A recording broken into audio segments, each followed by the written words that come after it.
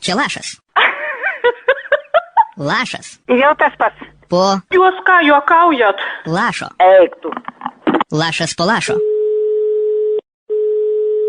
Klausau. Labą dieną. Labą dieną. Skambiname iš Lietuvos delegacijos Eurovizijos reikalais. Nu gerai, prašau. Ar stebėjote Eurovizijos konkursą? Eurovizijos? Nu ne, aš nežiūriu tokių. Gal žinote, kad šiandien 18 val. Į Klaipėdą malūnsparniu atskrenda Lietuvą atstovavęs dainininkas Jeronimas Milius?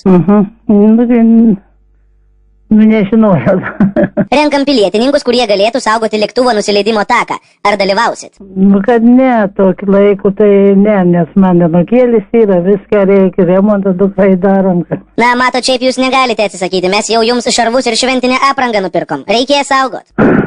18 valandą. Taip, 18 val. Prie prekybos centro Krokropolis. Nu gerai, Jeigu neatvyksit, trauksim jūs į Lietuvos gėdininkų sąrašą ir iškabinsime skelbimų lentose. kad jau taip, gerai atvyksi. Tai iki susitikimo. Nu gerai, ačiū už pakvietį. O dabar dar kartą labą dieną, čia radio stotis Lalūna. Labą dieną. Nu, Vo, geros dienos. ačiū.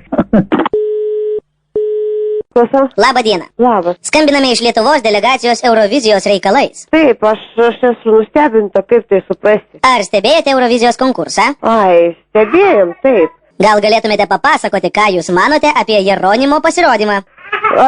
Kaip jisai dainavo?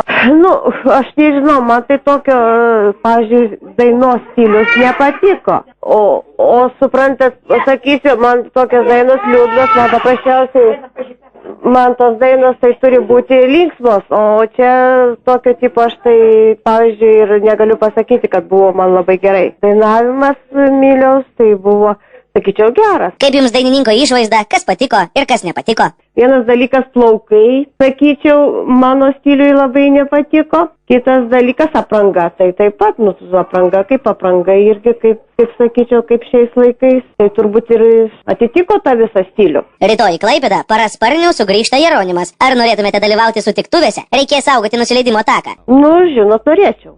Turėsite dėvėti mūsų nupirktą šventinę uniformą ir laikyti rankoje vėliavėlę. Ar norėtumėte dalyvauti? Nu, gerai, šventinę priga. O iš kur tą vėliavėlę gauti? Ten stovės mėlynas autobusiukas ir bus dalinamos vėliavėlės. Pasakysite savo vardą ir pavardę. Nu, aš manau, kad dalyvausiu. Tai registruojam. Registruokit. Lalūna. Ačiū. Pagavom jūs. Čia radio stotis Lalūna ir lašas po lašo. O, Jėzus. Bet antrą kartą aš jau papuolu. Geros ir linksmos dienos. Ate. Ačiū labai.